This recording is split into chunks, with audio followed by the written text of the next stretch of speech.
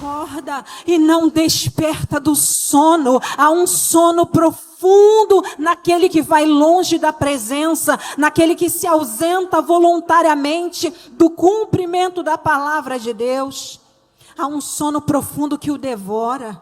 Há um sono profundo que o entorpece, que não o deixa ouvir o clamor da alma angustiada, que não deixa perceber que o mundo ao seu redor está caindo. Quando nós olhamos para a palavra do Senhor, entendemos a palavra do Senhor, ela não brinca conosco. Se ela não brinca comigo, eu não posso achar que eu posso brincar com ela.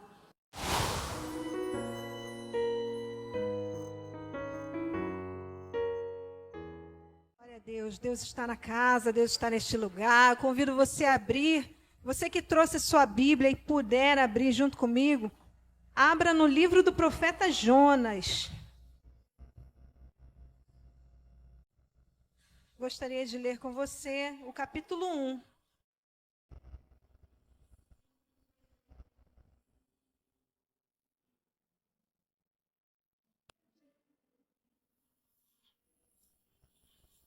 A partir do verso 1 até o 9.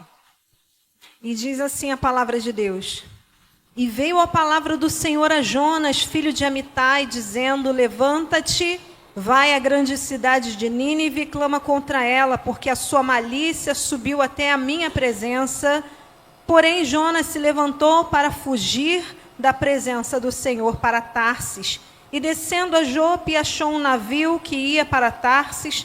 Pagou, pois, a sua passagem e desceu para dentro dele, para ir com eles para Tarsis, para longe da presença do Senhor. Mas o Senhor mandou ao mar um grande vento e fez-se no mar uma forte tempestade, e o navio estava a ponto de quebrar-se. Então temeram os marinheiros e clamavam, cada um ao seu Deus, e lançaram ao mar as cargas que estavam no navio, para o aliviarem do seu peso. Jonas, porém, desceu ao porão do navio e, tendo-se deitado, dormia um profundo sono. 6. E o mestre do navio chegou-se a ele e disse-lhe: que tens, dorminhoco? Levanta-te, clama ao teu Deus.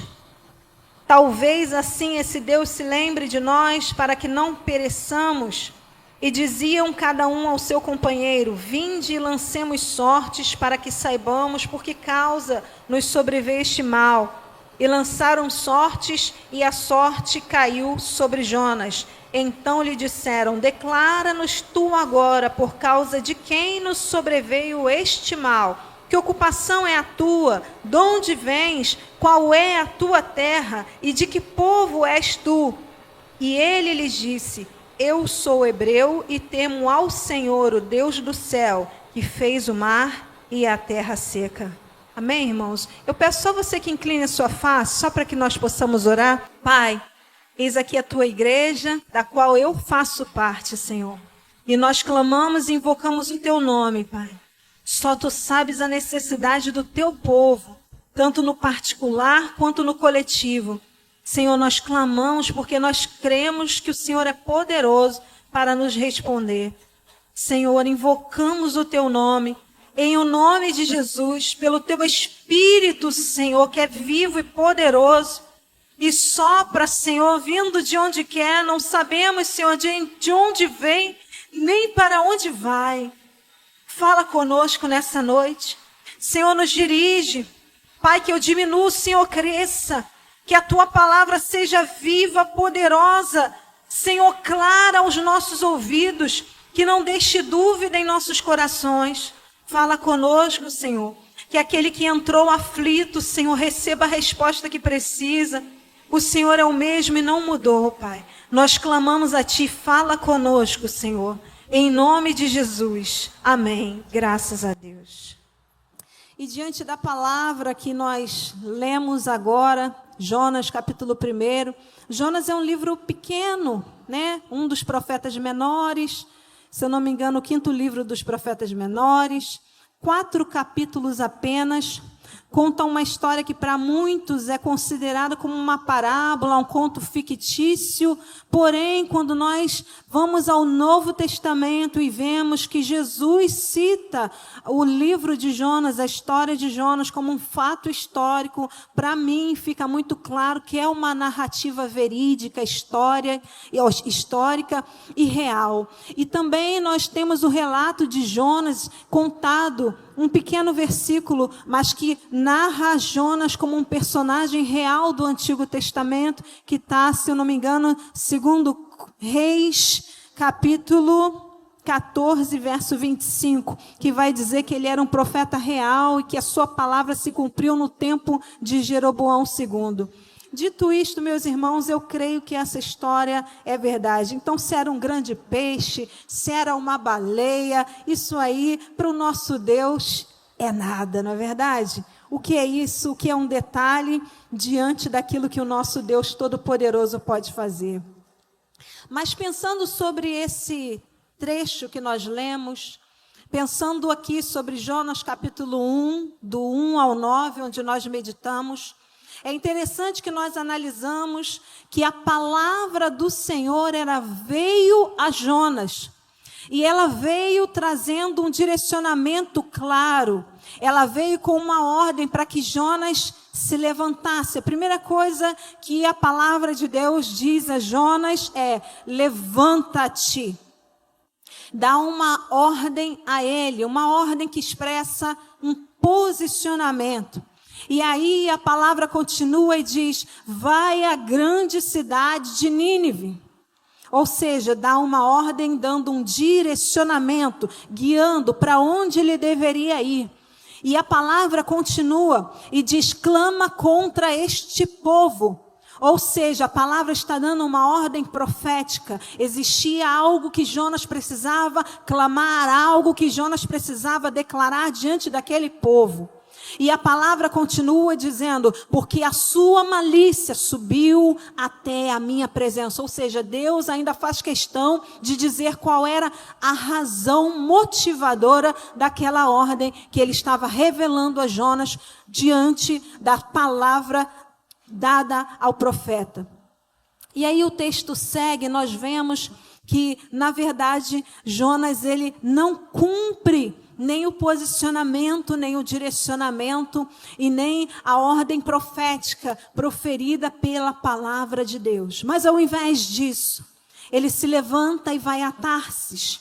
E chegando em Tarsis, aliás, em Jope, se não me engano, ele pega um navio para Tarsis. Ele procura um navio para Tarsis. Diz aqui o verso 3. Porém, Jonas se levantou para fugir da presença do Senhor para Tarsis. E descendo a Jope, achou um navio que ia para Tarsis. Algo muito claro que fica aqui é que Jonas, no lugar de se levantar, ele começa a descer. E a sua primeira descida é fugindo do posicionamento de Deus. Quando o Senhor diz para ele: levanta-te, ele desce para Jope. E lá em Jope ele vai procurar esse navio e encontra. E vai dizer ainda no verso 3 que ele pagou, pois, a sua passagem. E fica muito claro aqui que ele investe de si mesmo para que ele pudesse fugir do que ele chama fugir da presença de Deus. Diante disso, nós temos nessa história, nessa palavra de Deus revelada no livro do profeta Jonas, algumas revelações do próprio Deus. O que nós temos visto até o momento é um Deus de graça revelado no Antigo Testamento. Porém, esse Deus de graça parece encontrar um profeta sem graça para levar uma mensagem a um povo em desgraça numa cidade chamada Nínive. E diante disso, o que nos salta aos olhos é que muitas das vezes nós temos aquele Deus do Antigo Testamento como se ele fosse um Deus distinto do Deus do Novo Testamento. Como se lá ele não se revelasse como um Deus de amor e graça. E o que Deus está revelando aqui, justamente no livro de Jonas, é que ele é um Deus de graça. Um Deus que envia a sua palavra. Um Deus que envia os seus profetas para encontrar um povo perdido e dizer a eles: arrependam-se. Porque somente através do arrependimento nós podemos mudar a rota do nosso destino espiritual. Então esse Deus revela graça a um povo gentil, numa cidade gentílica, num outro estado, num outro lugar. E diante disso nós vamos conhecer também que Tiago 1,17 vai falar sobre isso. Sobre o nosso Deus, que é o Pai das luzes, e sobre Ele não há mudança, nem sombra de variação, ou seja, o Deus do Antigo Testamento é o mesmo Deus do Novo Testamento. Assim como Ele no Antigo Testamento revela graça, no Novo Testamento Ele também revela o seu juízo. Não faltará juízo, porque o Deus é o mesmo, Ele não mudou e Ele não muda. É um Deus de graça, que usa um profeta sem graça para levar uma palavra profética a um povo que estava andando em desgraça. Mas Jonas 1:1 nós já vimos, traz a palavra. Que palavra é essa? Uma palavra que trazia posicionamento, levanta-te, direcionamento, vá à grande cidade de Nínive, ordem profética, clama contra aquele povo, clama contra aquela cidade. E traz uma razão motivadora. Deus, Ele não tem o porquê explicar a mim ou a você o que Ele está fazendo, o porquê Ele vai fazer. Mas Deus, Ele gosta de participar a nós algumas das suas causas motivadoras. Assim como Ele fala, né? Esconderei eu algo do meu amigo Abraão? Então, às vezes, Deus nos deixa participar conhecendo as suas razões. E assim Ele fez com Jonas. E Ele fala: a sua malícia subiu até a minha presença. Hoje, nós estamos vendo, nós ligamos a televisão, nós vimos a maldade, nós vemos estupros, vemos mortes, vemos assassinatos, vemos pai matando filho, filho matando pai, genro contra sogra, envenenamento. Teve até uma moça chamada Daisy, foi presa, matou várias pessoas. Eu fiquei até chocada, porque é o meu nome, né? Então, era uma moça chamada Daisy, envenenou a família toda, foi presa, suicidou-se na prisão. Isso tudo está nos noticiários. Se você ligar a televisão agora, o que vai estar passando é a maldade dos homens. E não tenha dúvida, no Antigo Testamento ela subiu até a presença de Deus. Não tenha dúvida, hoje ela sobe até a presença de Deus. Mas o nosso Deus, diz a palavra que nós meditamos nesta manhã em Isaías capítulo 6, ministrada pelo pastor Wellington, e ali está escrito que o nosso Deus, Ele é santo, santo, santo, e se existe algo que ofende a santidade de Deus, é o pecado. O pecado ofende a santidade de Deus, e a maldade do homem é pecado, está assumindo a presença do Senhor. Por isso haverá um dia de juízo. Existe um dia de juízo determinado para este tempo. Existe um dia de juízo determinado no calendário de Deus. E diante disso, o Apocalipse vai revelar, no capítulo 20, verso 11 e 12, o juízo final. Pessoas que serão julgadas, serão abertos os livros, e elas serão julgadas pelaquilo que estiver escrito lá, naqueles livros, segundo as suas obras. A palavra de Deus vai dizer em Abacuque, capítulo 2, verso 3, que a palavra do Senhor, ela vai se cumprir, meu querido. Se tardar, espera, mas certamente não tardará, se cumprirá e não tardará. Essa é a palavra do Senhor. É nessa palavra que nós precisamos entender aquilo que Deus está falando conosco, porque Deus falou com Jonas. Deus falou com Jonas. E algo interessante, que o Jonas que foge da presença do Senhor, eu fiquei pensando, fugir da presença de Deus? Você acredita de verdade que se você entrasse no seu quarto agora, fechasse a porta, apagasse a luz, né? Vamos dizer que lá tem um bloqueio sonoro, ninguém te ouve do outro lado, seus vizinhos não conseguem te ouvir, e você também não consegue ouvir o som externo, você pudesse fazer qualquer coisa ali que ninguém está te vendo. Você realmente acredita que Deus não estaria te vendo? E nós nem somos um profeta que ouvi, né, desse tempo, que ouve a voz de Deus como Jonas. E eu tenho dificuldade de crer que se você tenha esse entendimento, de que se você entrasse num quarto escuro, trancasse a porta, Deus não estaria te vendo. Então, se nós, no nosso tempo, temos esse entendimento de que não é possível fugir da presença do Senhor simplesmente por descer a um lugar, será que realmente Jonas, ele estava tentando fugir da presença de Deus? Em que sentido? Será que ele realmente acreditava que existia um lugar onde a presença de Deus não estaria? Será que ele realmente acreditava que saindo do seu povo, saindo do território de Israel, será que se ele fosse para uma outra terra, será que ele realmente tinha essa mentalidade de que ali Deus não o veria? Então fiquei pensando sobre isso e entendi, meus irmãos, que todas as vezes, né, que nós fugimos do cumprimento da ordem dada pelo Senhor, da palavra do Senhor que é revelada a nós, é nesse momento que nós estamos fugindo da presença de Deus. Então eu entendo que o fugir da presença era o descumprir a ordem dada clara e objetivamente a Ele. Ele recebeu uma ordem e ele teve interesse, ele pagou para que ela não fosse cumprida. Ele deseja sair de debaixo daquela ordem. Ele deseja sair de debaixo da orientação dada por Deus.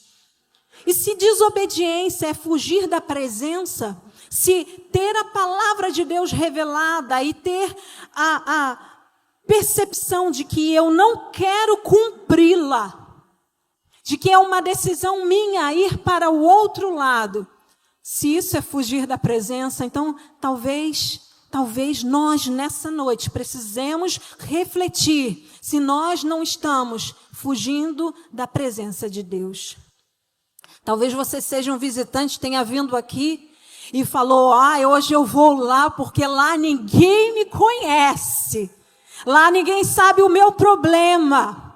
Como se você pudesse fugir da presença de Deus. Mas acaso o homem mortal pode fugir daquele que tem os olhos revelados como olhos chama de fogo? Acaso o Deus que tudo sabe, tudo vê, cria todas as coisas, tudo que existe, tudo que foi criado por Ele, será que Ele não conhece, Ele não sabe aquilo que você está fazendo, que eu estou fazendo? Então nós precisamos entender qual é a ordem declarada de Deus sobre a nossa vida. Será que não existe uma palavra de Deus liberada sobre nós, da qual nós estejamos fugindo? Porque por mais que o irmão sentado exatamente ao seu lado não saiba aquilo que você faz 24 horas por dia, Deus sabe. E diante disso, todas as vezes que nós nos rebelamos contra o Senhor, todas as vezes que nós desobedecemos a sua ordem clara, revelada a nós, nós estamos fugindo da presença de Deus. Só que o Salmo 139, versos 7 e 8, declara algo maravilhoso para nós. Aqui o salmista Davi, ele vai dizer, para onde me irei do teu espírito? Ou para onde fugirei da tua face? Se subir ao céu, lá tu estás. Se fizer no inferno a minha cama, eis que tu ali estás também. Ou seja, os olhos do Senhor estão por toda a terra, contemplando os maus e os bons. Ele está vendo tudo que nós fazemos. Ele está vendo se estamos debaixo da ordem que Ele nos deu ou se nós estamos fugindo da sua presença. Jonas desobedece a sua palavra. Levanta-te. E ele desce. Ele desce para Jope. De Jope, ele desce para o navio que vai para Tarsis. E no verso 5 vai dizer que ele desce para o porão do navio. Porque quando você se ausenta da presença, quando você começa a descumprir a palavra de Deus, a ordem clara do Senhor, fugindo da presença, rebelando-se contra Deus, quando você começa a desobedecer a Deus voluntariamente, você começa então a descer moralmente. E a derrocada da ladeira, ela é profunda. Vai se lançando no lamaçal. A palavra de Deus vai dizer no Salmo 42 que um abismo chama outro abismo, a profundeza das suas catatubas, e vai descendo e vai descendo. E o homem sem a presença de Deus, ele não percebe o quão profunda está a sua descida. Ele não percebe quão longe ele já foi. A queda moral do homem ausente da presença de Deus. Mas Jonas, ele tenta fugir. Talvez você tenha tentado fugir hoje. Talvez você tenha tentado fugir. Mas o que Jonas, essa palavra, ela vai nos trazer ao entendimento, é que quando nós nos distanciamos o suficiente para descer a lugares que nós não deveríamos estar, para chegarmos a degraus tão baixos que nós não deveríamos ter ido, entramos num sono profundo, assim como Jonas. É naquele momento em que Jonas ele desce para o porão do navio, que começa uma tempestade lá fora. O vento sopra, arrebentando com o navio. Os marinheiros, toda a tripulação daquele navio, ela está angustiada, perturbada. Ela começa a gritar, ela começa a clamar aos seus deuses. Eles são gentios, eles não são hebreus. Cada um tem o seu Deus e eles estão clamando ao seu Deus. E naquele momento, Jonas está dormindo dentro do porão do navio. Quando nós nos distanciamos, quando nós saímos da presença de Deus, o sono espiritual, ele é profundo. Quantas casas arrebentadas, quantos casamentos destruídos, quantas famílias massacradas, quantas vidas financeiras destruídas, quantas imoralidades, quanta tristeza, quanta depressão, quanta angústia, quanta dor, e não acorda, e não desperta do sono. Há um sono profundo naquele que vai longe da presença, naquele que se ausenta voluntariamente do cumprimento da palavra de Deus.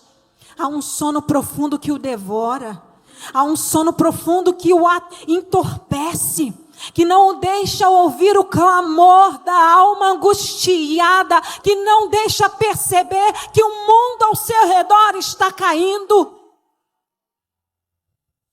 Ele dorme, mas esse sono não é de paz. Esse sono é para a morte.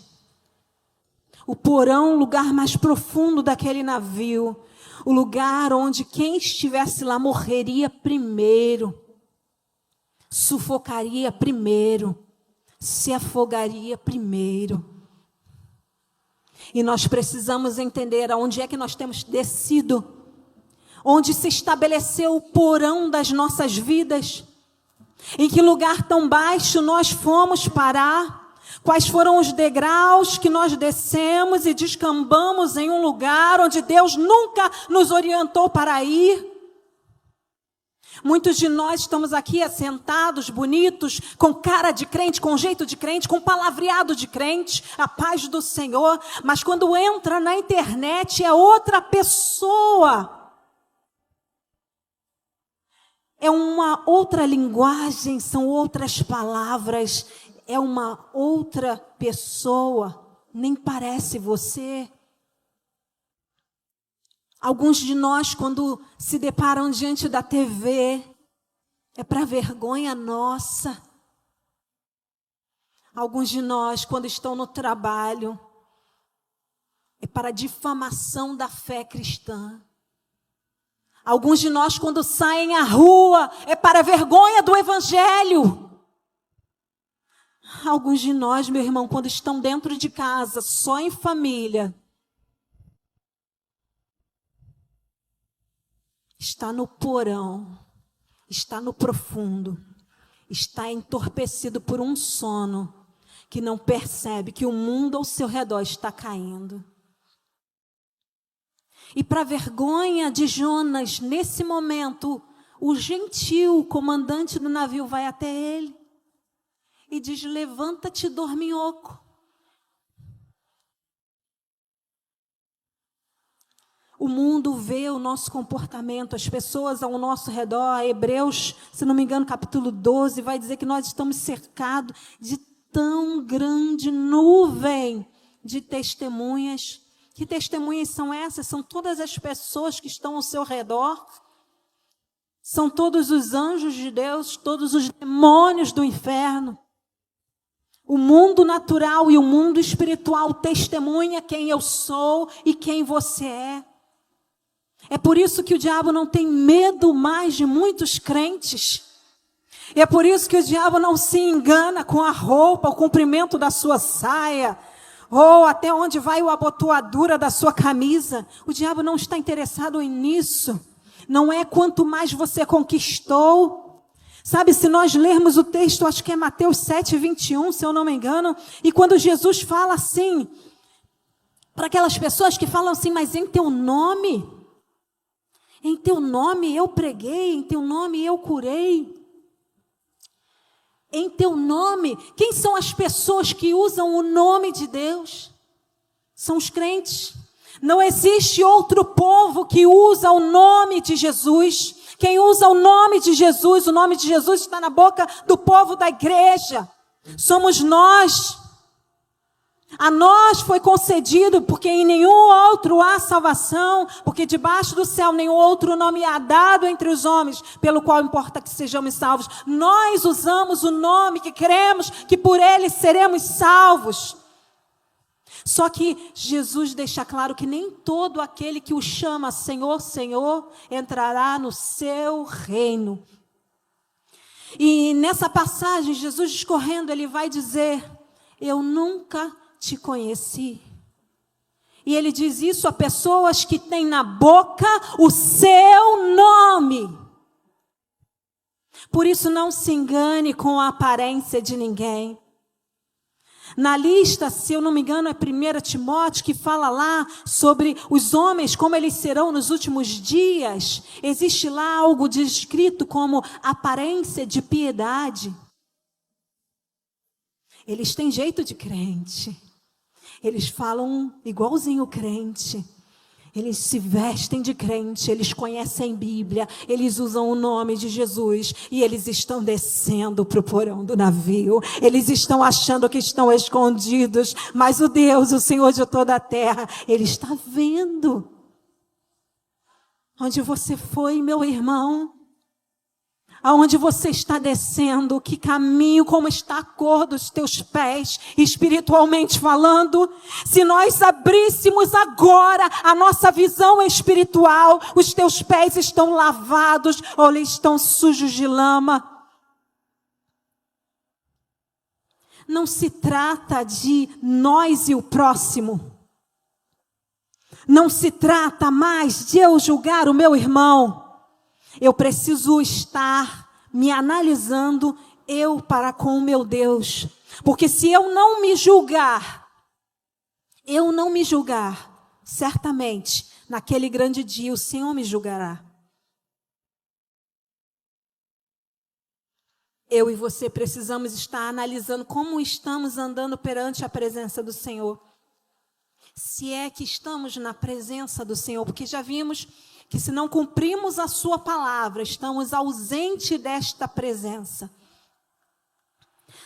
E interessante que diante disso, diante daquele sono, diante do comandante que chega para incomodar esse Jonas dorminhoco, ali acontece o evento externo, o balançar do navio, o bravio do mar, das ondas, a tempestade. Aquilo que pode fazer o navio naufragar. Aquilo que pode fazer perecer todos que ali estão no meio do mar. E diante daquele cenário, eu começo a pensar, meu irmão, quantas tempestades, quantas ondas altas contra nós, violentas, quantos ventos contrários não fomos nós que fomos buscar. Com as nossas mãos e com os nossos pés, descendo para porões onde só Deus nos via. Quantas tempestades das quais tentamos muitas das vezes fugir, mas na verdade levamos vento tempestuoso para outras pessoas. Porque esse Jonas leva um vento tempestuoso, assombroso, terrível, para o meio do mar, com um monte de gentios que não tinham nada a ver com a sua história. Mas se ali aquele navio naufragasse, todos morreriam. Há porões que nós descemos, que não somos só nós que vamos perecer, a nossa casa está perecendo junto. O nosso casamento está perecendo. Os nossos filhos estão perecendo. Às vezes até a igreja está perecendo, onde você foi parar. Desça, desça, desça. Mas os olhos do Senhor ainda te alcançam. E aquele comandante dá uma palavra para Jonas: levanta-te, dorminhoco. E diante disso, nós precisamos nos lembrar de uma palavra do Senhor que está lá em Apocalipse 2:5. Apocalipse capítulo 2, verso 5 diz assim, meu irmão: lembra-te, pois, de onde caíste, arrepende-te e volta à prática das primeiras obras. E se não, venho a ti, moverei do seu lugar o teu candeeiro, caso não te arrependas. Quando nós olhamos para a palavra do Senhor, entendemos a palavra do Senhor, ela não brinca conosco. Se ela não brinca comigo, eu não posso achar que eu posso brincar com ela. Se a palavra de Deus, ela não brinca comigo, eu não posso achar que vou brincar com ela. A palavra revelada, ela é poderosa e ela vai se cumprir. Agora, olha como ela nos orienta a um posicionamento. Arrepende-te e volta. A misericórdia do Senhor, ela encontra Jonas mesmo no porão. É por isso que não existe Deus como o nosso Deus. Não existe Deus que olha para aquele que com os próprios pés foi para longe da sua presença, sacode o mar com vento e tempestade e fala: volta para mim. Mas o nosso Deus, ele faz isso com graça, porque ele é um Deus de graça.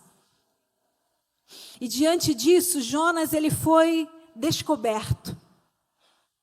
Aquilo que estava em oculto veio a ser revelado. Ele estava escondidinho ali, mas tiraram sortes e tudo foi descoberto. Gálatas 6:7 vai dizer para mim e para você o seguinte: de Deus não se zomba, pois aquilo que o homem semear, isso também se fará. Porque o que semeia para a sua própria carne, da carne colherá.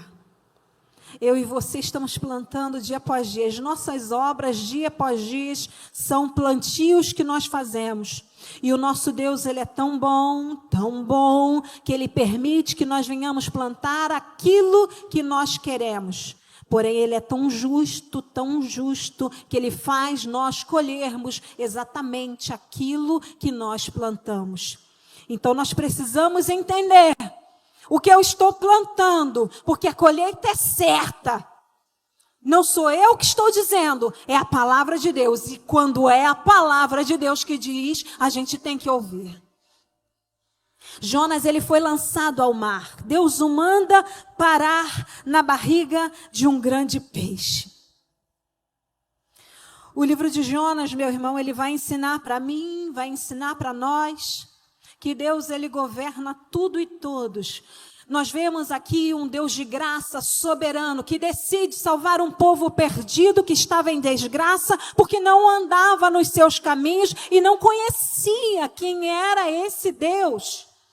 Então ele decide chamar um que é chamado pelo seu nome, que é levantado para falar da sua palavra e ir até aquele povo. E nós vemos o desenrolar dessa história.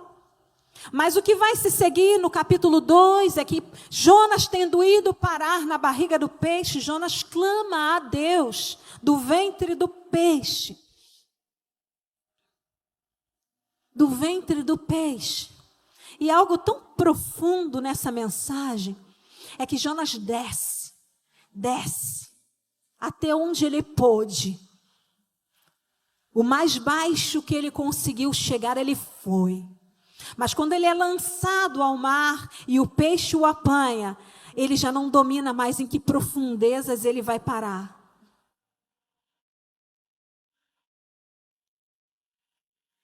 Nós precisamos entender o que Deus está falando conosco.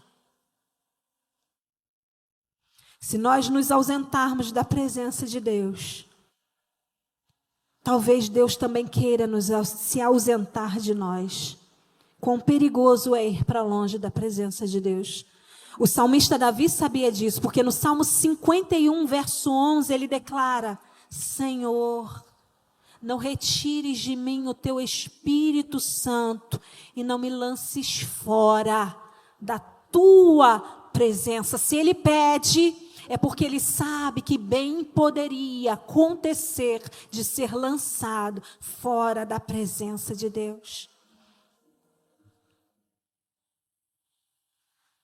Aonde você foi? Aonde você está hoje? Qual é o nível do navio? Lembra-te de onde caíste e volta. De lá do ventre do peixe, Jonas faz uma oração verdadeira, sincera. E a palavra de Deus, ela diz: coração quebrantado e contrito não rejeitarás, ó Deus. Onde está o teu porão? Onde está o teu porão? E você desceu.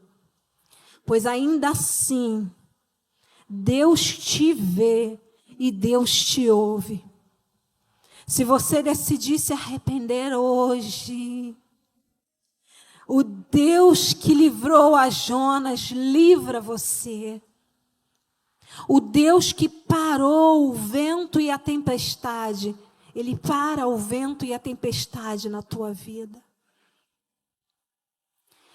Existia um vento contrário, uma tempestade, mas tudo aquilo era para incomodar, para gerar desconforto, era para despertar, porque Deus é soberano. Até os problemas que nos alcançam, até nisso Deus tem um propósito de nos trazer de volta para Ele, de volta para o propósito dEle nas nossas vidas. Muitas das vezes nós achamos que será do nosso jeito, meu irmão, será como Deus quiser. Ele é soberano, Ele controlava o céu e o mar, toda a terra, o grande peixe. E mediante o clamor de Jonas, ele manda Jonas ser vomitado. Ele manda o peixe vomitar Jonas na praia. Porque ele governa tudo e todos. Ninguém resiste à sua palavra. Jonas, ele já nem percebia que ele começa a evangelizar já a partir daquela resposta que ele dá. Quando ele fala: eu sou hebreu. Eu sirvo ao Deus que fez o céu e o mar. E ali gera um temor naqueles homens que tentam a todo custo salvar a vida de Jonas, salvar o navio, mas não conseguindo, eles com temor lançam Jonas ao mar. E ali ele já começa a evangelizar os próprios gentios daquele navio, sem perceber.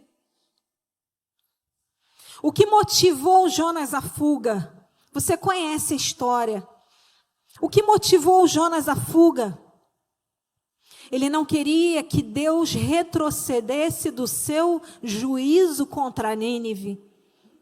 Ele sabia que se aquele povo se arrependesse, Deus, ele também se arrependeria do mal que havia proferido que faria. E diante daquela encruzilhada em que ele se vê, ele prefere que aquelas vidas se percam a ver a salvação e o arrependimento daquele povo. Nós precisamos saber aquilo que nos motiva a estar servindo ao Senhor. O que nos traz para a igreja, o que nos traz ao serviço. O que motiva você a fazer algo em prol do reino de Deus. Porque eu entendo que isso vai seriamente nos distanciar ou nos aproximar de Deus naquele grande dia em que o Senhor estará julgando todos aqueles que estarão diante dele, todos estarão.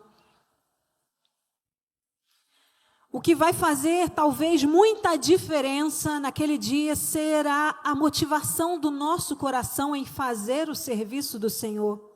Porque assim como muitos dirão, em teu nome eu curei, eu preguei, em teu nome, e ele dirá, eu nunca te conheci. Qual era a motivação do coração de alguém que faz algo e faz, meu irmão? Porque é Cristo falando, faz em seu nome, mas não entra no seu reino. Será que nós estamos preocupados de que aquela maldade que está lá fora, essa maldade que nós ligamos no noticiário e vemos todos os dias, será que nós temos interesse de que haja arrependimento? Será que nós estamos interessados que haja mudança, transformação de vidas, libertação? Ou será que eu estou aqui, como muitos adolescentes, jovens que vão para a igreja porque estão interessados na menininha da igreja, bonitinha, e querem arrumar uma namorada? Quantas vezes já ouvi isso, meu irmão? De jovenzinhos que estavam na igreja porque queriam a menininha da igreja e vem do mundão. E se você que está aqui dentro serve ao Senhor, abre os seus olhos, porque Satanás vai mandar sim, e muitos vêm com um sapatinho de lã, muda até a veste, para enganar você, a ovelhinha, bobinha, que ele quer, visgar, para levar para o mundão e envergonhar o nome do Senhor. Quantos de nós só entramos por essas portas porque estamos necessitados de uma bênção? Quantos de nós só estão no domingo na igreja porque não tem um lugar melhor para ir? Porque por qualquer convite deixa a casa do Senhor. Quantos de nós estamos aqui porque precisamos de uma bênção financeira, um emprego, uma promoção? Quantos de nós só estamos aqui porque queremos ser curados no nosso corpo físico? Quantos de nós só estamos aqui porque temos medo de ir para o inferno? Quantos de nós só estamos aqui porque não sabemos nem como é que chegamos aqui? Não sabemos nem como é que viramos crente, não sabemos nem por que cremos na palavra de Deus, não sabemos nem se nos convertemos. Só seguimos o barco, só descemos a Jope, só entramos no navio, só estamos descendo no porão, mas estamos falando o nome de Jesus. Sabemos nos comportar coletivamente, sabemos ter um comportamento que reflete uma religiosidade, mas espiritualidade é o que nos falta. E eu me incluo, eu e você, nessa noite, o Senhor nos chama ao arrependimento. Clamem os ministros do Senhor, chorem os ministros do Senhor entre o pórtico e o altar. Talvez o Senhor ainda ouça a nossa voz no ventre do peixe. onde nós estamos sendo lançados num sono profundo, espiritual, e você não acorda. Satanás aplaudindo tua luta, tua conduta, teu esconderijo no porão.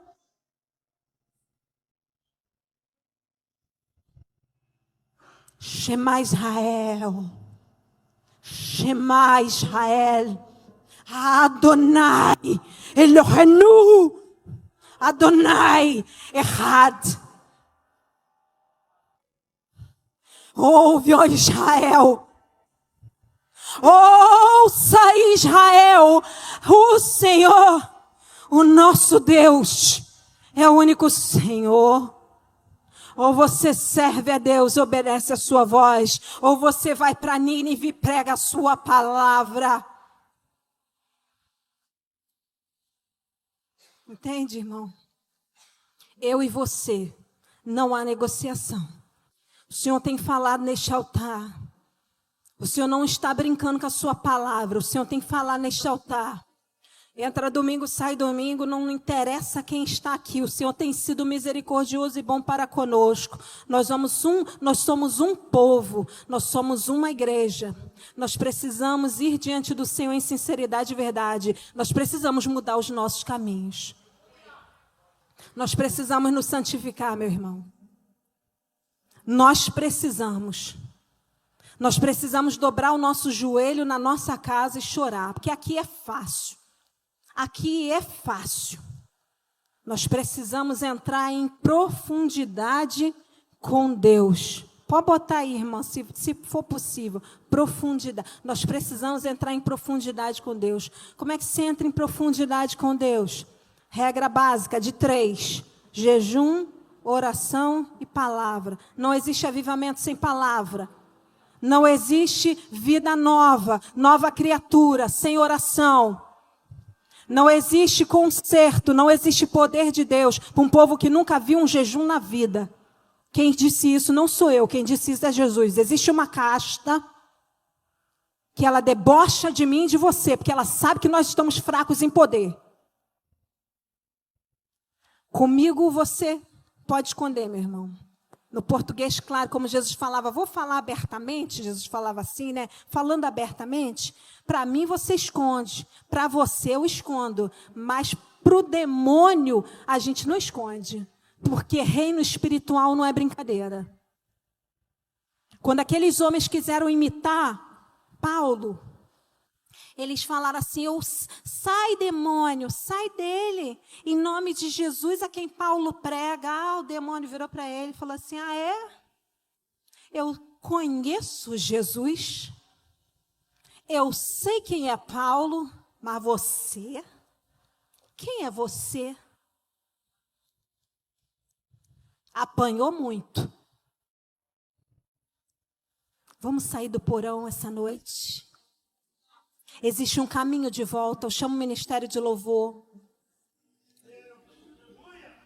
Oceanos. Pode ser oceanos. Tá? Existe um caminho de volta, meu irmão. O Deus de graça, Ele convoca eu e você nessa noite. Tudo que você fizer nesse mundo, se você fizer com Jesus, vai ser melhor. Sabe? Estudar com Jesus vai ser melhor. Ir para a faculdade com Jesus vai ser melhor. Ir trabalhar com Jesus vai ser melhor. Estar na tua casa com Jesus vai ser melhor. Convida Jesus. Não foge da presença, não. Volta para a presença. Não desobedece a sua palavra, não. Volta para o cumprimento dessa palavra. Ela é verdadeira e fiel, ela não tardará. Mas se tardar, espera. Mas certamente virá, não tardará. O Senhor é fiel, Ele nunca falhou, Ele nunca falhará. Agora hoje Deus, Ele diz para mim e para você, existe um caminho de volta. Existe um caminho que você faz, um caminho que eu te conduzo. Nem que Ele mande um peixão lá para te abocanhar, para fazer você chegar no caminho, mas Ele escolhe, Ele faz um caminho no meio do mar para eu e para você. Nessa noite, Deus está dizendo para nós, existe um caminho de volta. Eu convido você a levantar do seu lugar. Eu convido você a ficar de pé, igreja. A fechar os seus olhos, igreja. A entender que não importa se você quer orar ou se você não quer orar. Se você recebe ou não recebe. Ah, minha irmã, meu irmão, quando Deus fala, acabou, é sentença. Agora, aquilo que nós precisamos fazer é nos arrependermos, porque um coração quebrantado, contrito, Deus não rejeita, Deus não resiste.